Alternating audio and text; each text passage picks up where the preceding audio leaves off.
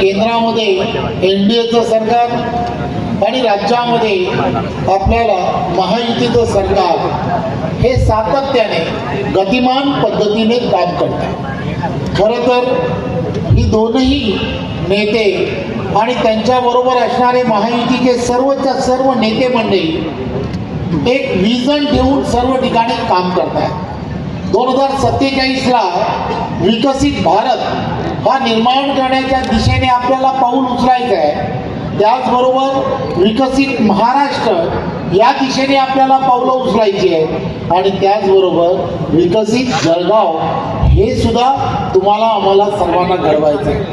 आता हे स्वप्न जे आहे हे आपल्याला पूर्ण जर करायचं असेल तर एक विचाराने केंद्र आणि राज्यामध्ये ज्यांची सत्ता आहे त्यांच्या बरोबरच राहणं हे अत्यंत गरजेचं आहे। आणि त्यासाठी 15 तारखेला होणारं मतदान जे आहे हे 15 तारखेला होणारं मतदान हे महायुतीच्या प्रत्येक उमेदवाराला मिळणं हे अत्यंत गरजेचं आहे। माझी आपणा सर्वांना विनंती आहे की आपण सर्वजण पाहत असाल की गेली वर्षानुवर्ष 2014च्या अगोदरचा काळ हा तुम्ही आणि आम्ही सर्वांनी पाहिला आहे। आपण सर्वजण राजकारणामध्ये व्यासपीठावरील सर्व धुरंधर आहात, त्याचबरोबर समोर बसणारे सर्व पत्रकार आपण सर्वजण पाहता की आपल्याला सर्वांना 2014च्या अगोदर विकासासाठी मिळणारा निधी हा इन्फ्रास्ट्रक्चरसाठी मिळणारा निधी हा किती तुटपुंजा होता, परंतु या सगळ्या निधींमध्ये मोठ्या प्रमाणामध्ये वाढ का झाली?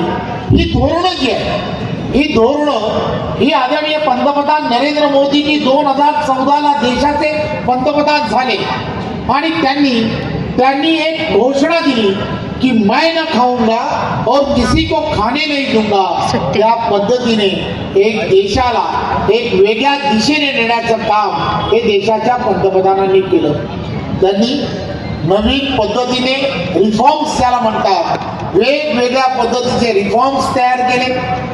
इन्कम टॅक्समध्ये जीएसटी, वन नेशन वन टॅक्सच्या दिशेने जाण्याचा प्रयत्न केला आणि या सगळ्या गोष्टीमध्ये आपण सर्वांनी पाहिलं असेल की देशामध्ये असणारं उत्पन्न जे आहे आपलं असणारं उत्पन्न हे अनेक पटीने वाढलं आणि त्यामुळे आपल्याला आपल्या देशामध्ये इन्फ्रास्ट्रक्चरमध्ये मोठ्या प्रमाणामध्ये काम करायला सुरुवात झाली। मी आदरणीय गिरीश भाऊ असतील, किशोरप्पा असेल किंवा व्यासपीठावरील ही सर्वजण यांच्या सगळ्यांचं ज्यांनी आता एक जाहीरनामा तयार केला आहे।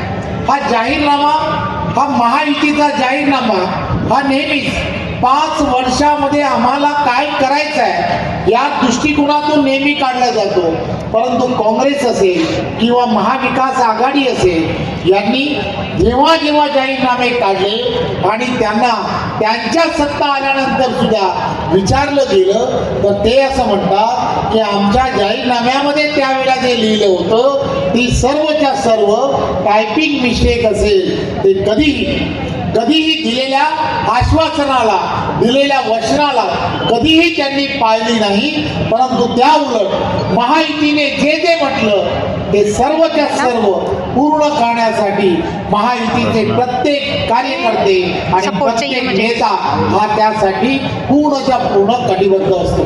त्यामुळे हा जो जाहीरनामा आहे हा तुमच्यापर्यंत सर्व महायुतीचे कार्यकर्ते हे घेऊन जातील। सर्व ही प्रभागनिहाय असणारी निवडणूक आहे, त्यामुळे प्रभागनिहाय प्रत्येक निवडणुकीमध्ये त्या ठिकाणी असणाऱ्या महायुतीच्याच उमेदवाराला मतदान कसं मिळेल याकडे प्रत्येक कार्यकर्त्यांनी पाहिलं पाहिजे। एखाद्या बंडखोराबरोबर जाता कामा नये ही सुद्धा दखल तुम्ही आम्ही सर्वांनी घेतली पाहिजे, हे पण आपण सर्वांनी लक्षात घेतलं पाहिजे।